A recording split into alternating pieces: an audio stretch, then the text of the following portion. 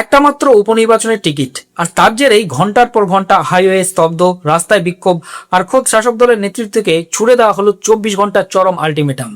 কোনো বিরোধী দল নয়, খোদ বিজেপির 291 জন বুথ সভাপতি থেকে শুরু করে জেলা স্তরের নেতারা একযোগে হুঁশিয়ারি দিচ্ছেন গণ ইস্তফার। রাজনৈতিক এই ভূমিকম্পে রীতিমতো কাঁপছে মধ্যপ্রদেশ, আর তার আজকে পড়েছে সোজা দিল্লির দরবারে। কি এমন ঘটলো যে দলের একসময় দাপটে ও হেভিওয়েট নেতাকে হঠাৎ করেই ছুড়ে ফেলা হলো বাতিলের খাতায়? আর কেনই বা দলের নেতৃত্বের বিরুদ্ধে ক্ষোভ উগরে দিলেন নিচুতলার কর্মীরা? এটা কি নিশ্চয়ই টিকিট না পাওয়ার সাময়িক ক্ষোভ, নাকি এর আড়ালে লুকিয়ে আছে বড় কোনো রাজনৈতিক বার্তা? আর সবচেয়ে বড় প্রশ্ন, দলীয় নেতৃত্ব শেষ পর্যন্ত এই পরিস্থিতি কিভাবে সামাল দেবে? ঘটনার কেন্দ্রবিন্দু হলো মধ্যপ্রদেশের দাতিয়া। আলোচনার কেন্দ্রে রয়েছেন রাজ্যের প্রাক্তন মন্ত্রী নরোত্তম মিশ্র। দীর্ঘদিন ধরেই তিনি রাজ্যের রাজনীতিতে প্রভাবশালী নেতা হিসেবে পরিচিত ছিলেন, কিন্তু আসন্ন উপনির্বাচনে তাকে প্রার্থী করা হয়নি।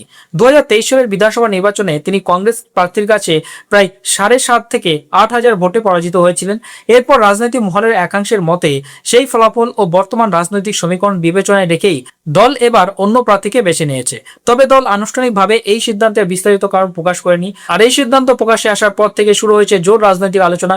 টাইমস অফ ইন্ডিয়া সহ একাধিক সংবাদপত্রের প্রতিবেদনে দাবি করা হয়েছে, টিকিট না পাওয়ার পর নরোত্তম মিশ্রের একাংশ সমর্থক দতিয়ায় বিক্ষোভে সামিল হন। কোথাও দীর্ঘ সময় ধরে হাইওয়ে অবরোধের ঘটনাও সামনে এসেছে।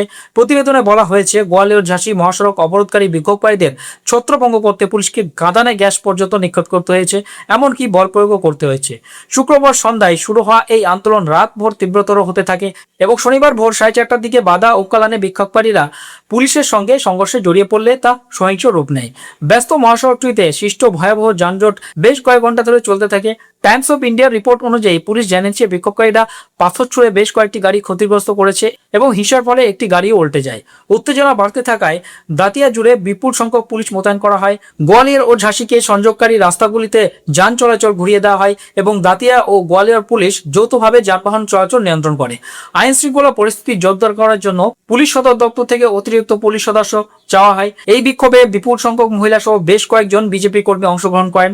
বিক্ষোভকারীরা রাস্তা অবরোধ করেন, দলের সিদ্ধান্তের বিরুদ্ধে স্লোগান দেন এবং মহাসড়কে অবস্থান ধর্মঘট পালন করেন। বিক্ষোভকারীরা রাস্তা অবরোধ করেন এবং মহিলারা প্রতিবাদ স্বরূপ রাস্তায় শুয়ে পড়েন।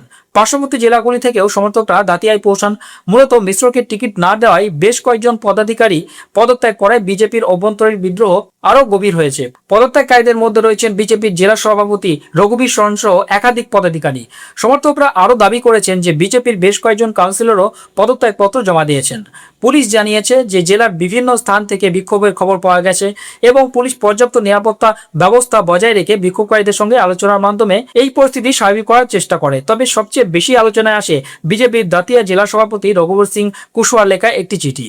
সেই চিঠি পাঠানো হয় দলের জাতীয় নেতা নীতিন নবীন এবং হেমন্ত খন্ডেওয়ালের উদ্দেশ্যে। চিঠিতে রঘুবীর সিং দাবি করেন, প্রার্থী নির্বাচনের সিদ্ধান্ত একতরফাভাবে নেওয়া হয়েছে এবং এতে স্থানীয় কর্মীদের মতামতকে যথাযথ গুরুত্ব দেওয়া হয়নি।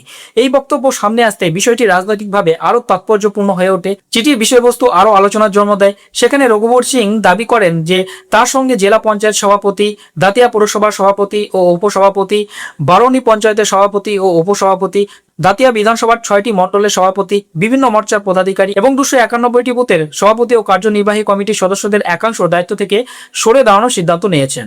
পাশাপাশি চিঠিতে 24 ঘন্টার একটি সময়সীমার কথা উল্লেখ করা হয়েছে।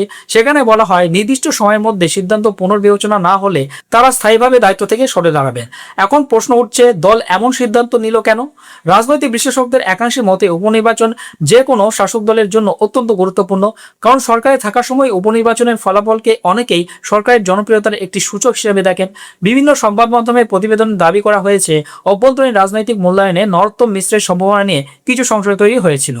আবার আরেকটি যুক্তি হলো, সাম্প্রতিক নির্বাচনে পরাজয়ের পর একই প্রার্থীকে ফের সুযোগ দিলে ঝুঁকি বেড়ে যেতে পারত। যদিও এই সমস্ত বিশ্লেষণ রাজনৈতিক পর্যবেক্ষকদের মতামত, দল এ বিষয়ে আনুষ্ঠানিকভাবে বিস্তারিত কিছু জানায়নি। অন্যদিকে রাজনৈতিক মহলের আরেকটি অংশের মতে, যদি নরোত্তম মিশ্রকে প্রার্থী করা হতো এবং তিনি জয়ী হতেন, তাহলে ভবিষ্যতে তার রাজনৈতিক গুরুত্ব আরো বাড়তে পারত।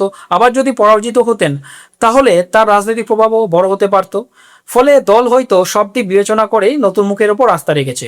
তবে এই সিদ্ধান্তের ফলে যে সংগঠনের একটি অংশে অসন্তোষ তৈরি হয়েছে তা বিভিন্ন প্রতিবেদনে এবং প্রকাশ্যে আসা চিঠির মাধ্যমে স্পষ্ট হয়েছে। এখন নজর থাকবে, এই অসন্তোষ কি আলোচনার মাধ্যমে মিটবে নাকি আরো বড় রাজনৈতিক রূপ নেবে। এই ঘটনার পর মধ্যপ্রদেশের রাজনীতি যেমন সরগরম হয়েছে, তেমনি জাতীয় রাজনীতিতেও বিষয়টি নিয়ে আলোচনা শুরু হয়েছে। কারণ একটি বড় রাজনৈতিক দলে প্রার্থী নির্বাচনকে ঘিরে প্রকাশ্যে এমন অসন্তোষ খুবই গুরুত্বপূর্ণ ঘটনা হিসেবে দেখা হয়। এখন রাজনৈতিক মহলের নজর দলীয় নেতৃত্বের পরবর্তী পদক্ষেপের দিকে। নেতৃত্ব কি ক্ষুব্ধ কর্মীদের সঙ্গে আলোচনায় বসবে? চিঠিতে উল্লেখিত দাবিগুলো কি বিবেচনা করা হবে, নাকি দল নিজের সিদ্ধান্তে অনড় থাকবে? এই প্রশ্নগুলোর উত্তরই আগামী কয়েকদিনে স্পষ্ট হতে পারে। সবশেষে সবচেয়ে বড় প্রশ্ন থেকেই যাচ্ছে, এই 24 ঘন্টার আলটিমেটামের পর কি ঘটবে? নর্তম মিশ্রের রাজনৈতিক ভবিষ্যৎ কোন দিকে মোড় নেবে? বিজেপি কি পরিস্থিতি শান্ত করতে পারবে, নাকি এই অসন্তোষ আরো বিস্তৃত হবে? এই ঘটনাকে কি শুধুই টিকিট না পাওয়ার ক্ষোভ হিসেবে দেখা উচিত, নাকি এটি একটি বড় রাজনৈতিক বার্তার ইঙ্গিত? এই পুরো বিষয়ে আপনার কি মনে হয় অবশ্যই কমেন্ট বক্সে জানান।